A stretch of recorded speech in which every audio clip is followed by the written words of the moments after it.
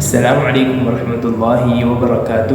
امید ہے تمام حضرات و خواتین ایمان اور صحت کی سلامتی کے ساتھ خیر و عافیت کے ساتھ ہوں گے۔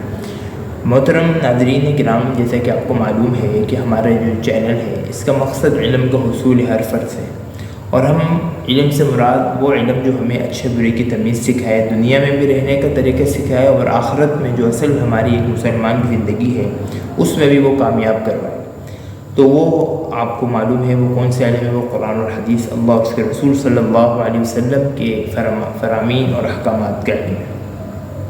انہی میں سے آپ کے سامنے چند چیزیں لے کر آنے کی کوشش کرتے ہیں کہ آپ کے سامنے وہ خزانہ جو ہماری کتابوں میں بند پڑا ہوا ہے، قرآن کریم میں بند پڑا ہوا ہے، وہ قیمتی خزانے ہیں، وہ قیمتی موتی ہیں جو پوری دنیا کے مسلمان اور انسان بلکہ محنت اور بہت ہی زیادہ وقت اور صرف کر کے جو ہے نا ان دنیا کے جو خزانے ان کو حاصل کرنے کی کوشش میں لگے ہوئے ہیں، لیکن جو اصل جو قیمتی خزانہ اور سرمایہ ہے اور دولت ہے وہ ہے کہ جو دنیا میں بھی کام دے اور آخرت میں بھی کام دے۔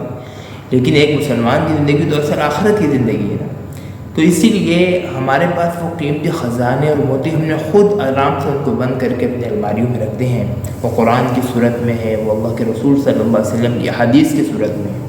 انہی میں سے ایک حدیث آج سوچا آپ کے سامنے پیش کروں جو کہ بہت ہی زیادہ ہمارے لیے فائدہ مند ہے، اور جو اللہ کے رسول صلی اللہ علیہ وسلم کا حجۃ الوداع میں یہ پیغام بھی تھا کہ مجھ سے ایک آیت بھی، غالباً حجۃ الوداع میں یا کہیں اور فرمائی، غلط ہو سکتا ہوں، کہ مجھ سے ایک آیت بھی پہنچے تو لوگوں تک پہنچا دو۔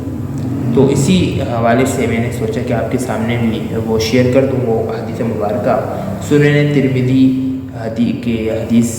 حدیث کی کتاب ہے، اور حدیث نمبر 341 ہے، جس میں حضرت عبداللہ بن عمر رضی اللہ عنہما صحابی رسول ہیں، وہ بیان فرماتے ہیں کہ رسول اللہ صلی اللہ علیہ وسلم نے ارشاد فرمایا کہ مسلمان بھی دو کام پر ہمیشہ کرے، جو مسلمان بھی ہمیشہ دو کام کرتا رہے وہ جنت میں داخل ہوگا۔ سبحان اللہ، ہر ایک کی ہماری خواہش ہے، اور وہ دو کام ہیں تو بہت آسان ہیں، لیکن اس پر عمل کرنے والے لوگ بہت کم ہیں۔ پہلا کام کیا بیان فرمایا کہ ہر نماز کے بعد، ہر فرض نماز کے بعد 10 دفعہ سبحان اللہ، 10 دفعہ الحمدللہ اور 10 دفعہ اللہ اکبر پڑھ لیں، یعنی 10 دفعہ 30 دفعہ۔ راوی کہتے ہیں کہ اللہ کے رسول صلی اللہ علیہ وسلم یہ بتلاتے جا رہے تھے اور ہم اپنے ہاتھوں پر شمار کرتے جا رہے تھے کہ ایک نماز میں 10 ہے تو 5 نمازوں میں ہم پڑھیں گے تو کتنے ہوں گے، یعنی 10 30 اور 5 پنجے ہم اس کو حساب کریں گے تو 150۔ تو آپ علیہ السلام نے فرمایا یہ شمار تو 150 ہے، یعنی 150 ہے، البتہ ترازو میں 1500 ہے، یعنی 1500 بن جائیں گے۔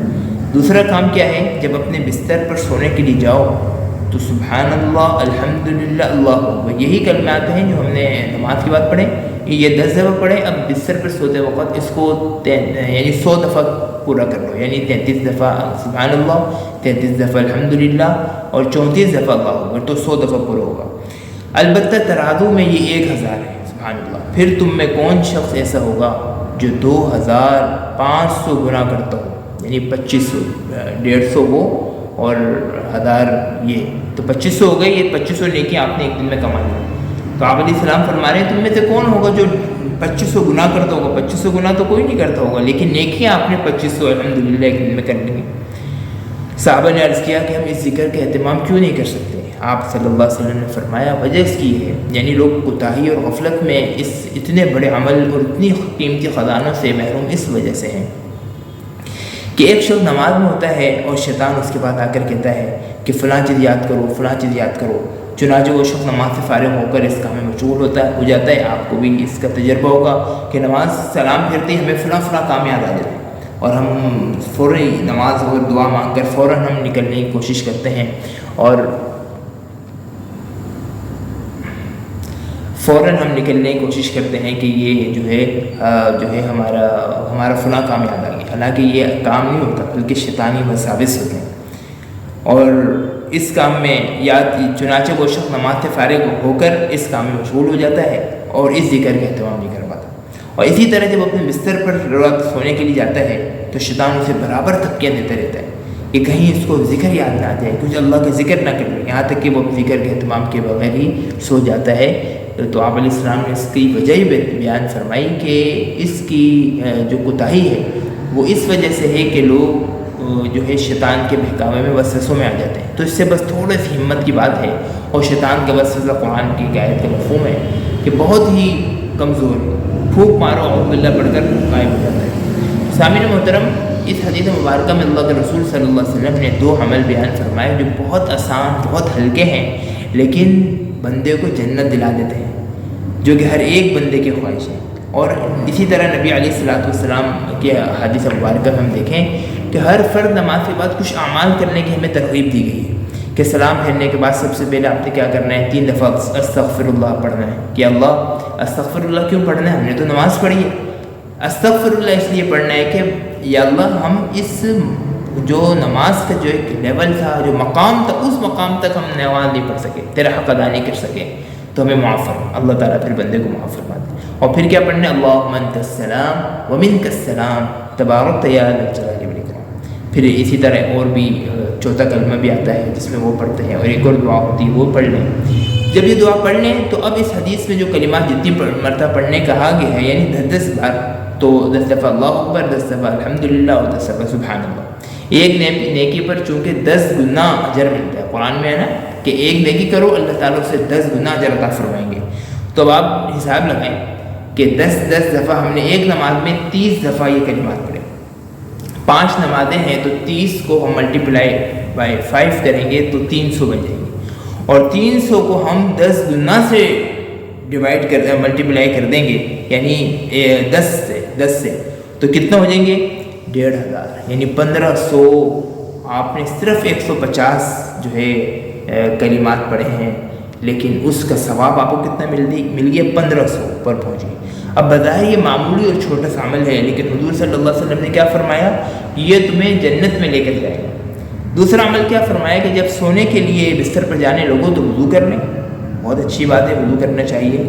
اس کے بعد تسبیح فاطمیہ، اس کو تسبیحات فاطمیہ بھی کہتے ہیں، کہ جو اماں بی بی فاطمہ رضی اللہ عنہا، جس کا مفہوم ہے حدیث کا، بہت تھک جایا کرتی تھی کام کر کے، تو آپ علیہ السلام کے پاس غلام لینے کے لیے ہیں کہ ہمیں کوئی غلام عطا فرما دیجیے تاکہ ہمارے لیے کام میں آسانی ہو. سبحان اللہ. اللہ کے رسول صلی اللہ علیہ وسلم نے اپنی بیٹی کو غلام نہیں دیا، باقی سب کو دیتے ہیں. کیا فرمایا کہ اس سے بہتر چیز میں تمہیں عطا فرماتا ہوں. پوری طویل حدیث ہے جس میں آخر میں آپ علیہ السلام نے ان کو یہ کہا کہ آپ 33 دفعہ سبحان اللہ الحمدللہ، 34 دفعہ اللہ اکبر جب رات بستر پر سونے کے لیے بیٹھیں تو یہ کلمات پڑھ لیں. اس سے کیا فائدہ ہوگا؟ 2 بڑے فائدے. ایک یہ کہ اس سے جسم کی تھکاوٹ جو پورے دن کے کام کرنے کی آپ کی وہ ختم ہو جائے گی، اور جب صبح اٹھیں گے آپ انشاءاللہ تو پورے وجود میں مکمل اطمینان اور راحت ہوگا. اور ہر ایک بندہ کی خواہش ہوتی ہے کہ میں اطمینان. آج کل اس طرح نہیں ہو رہا ہے. جب ہم سو کے اٹھتے ہیں تو جس طرح رات کو سوئیں تھکے ہوئے، صبح بھی تھکے ہوئے اٹھیں. وجہ اس کی یہ ہے کہ ہم نے اپنے اللہ کے ذکر کا اہتمام نہیں کیا.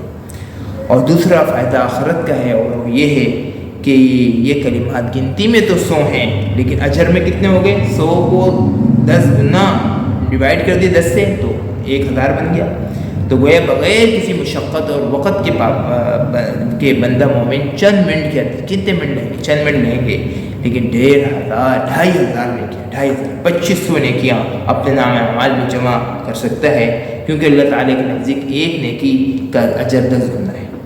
اب اس ہر شخص کو اس پر تعجب ہوگا کہ جب عمل اتنا آسان ہے تو اس پر اجر جو ہے اس قدر عظیم ہے، تو پھر کوتاہی کیوں؟ اس کی وجہ آپ کو بیان فرما دی ہے کہ شیطان کے جو ہے نا وسوسے ہیں، اور دوسری نمبر کی چیز سستی ہے. سستی کا علاج چستی سے ہے، اور تھوڑی سی وقت کی پابندی کے ساتھ ہے، اپنے آپ کو تھوڑا سا جبر کرنا ہے. انشاءاللہ آپ ایک وقت آئے گا کہ اس ڈگر پر چل جائیں گے، کیونکہ تھوڑی محنت تو کرنا ہوگی نا. جنت کا بہرحال سوال ہے اور ہر ایک کی خواہش ہے. اور دوسری چیز ہمیں یہ پتہ چل گئی تھی جس سے کہ ہم اس عمل کو چھوٹا نہ سمجھیں. ہم سمجھ رہے ہیں میں تو اتنے گناہ کر رہا ہوں، میرے کہاں گناہ اور یہ اتنے عمل مجھے کہاں جنت میں لے جائے گا. یہ ہرگز اپنے دلوں میں خیال نہ لے کر آئیں. اللہ تعالیٰ کی جو رحمت ہے وہ بہت وسیع ہے، اور اللہ تعالیٰ اللہ الصمد ہے، یعنی بے نیاز ہے. وہ ہمیں چھوٹی سی نیکی اللہ کو پسند ہے، اللہ تعالیٰ جنت میں ڈال دے اس بڑے سے بڑے گناہ گار کو. اور بڑے سے بڑے عابد کو چھوٹے سے گناہ اللہ کو برا لگا اور اللہ تعالیٰ نے اس کو جہنم میں ڈال دے، تو اللہ تعالیٰ سے تو چھوٹی نیکی بھی چھوٹی نہیں اور چھوٹا گناہ بھی چھوٹا نہیں. اس لیے یہ نہ سمجھیں کہ چھوٹا گناہ ہے کیا پتہ وہی اللہ کی ناراضگی کا سبب بن جائے. وہ چھوٹی نیکی کو ہم چھوٹا نہ سمجھیں، کیا پتہ یہی جو ہے ہمارے لیے ذریعہ نجات بن جائے۔ تو اس لیے سامعین محترم، جب انسان کسی عمل کی مداومت کرتا ہے تو پھر وہ عادت سے عبادت بن جاتا ہے۔ اللہ تعالیٰ میں اعمال صالحہ کی توفیق عطا فرمائے۔ السلام علیکم ورحمۃ اللہ وبرکاتہ۔ یاد رکھیے گا کہ اس چینل کو آپ ضرور سبسکرائب بھی کریں، آگے بھی پہنچائیں۔ اس طرح کی ویڈیوز آپ کو انشاءاللہ قیمتی خزانے آپ کو ملتے رہیں گے۔ اللہ تعالیٰ ہم سب کو حامی و ناصر ہو۔ السلام علیکم ورحمۃ اللہ وبرکاتہ۔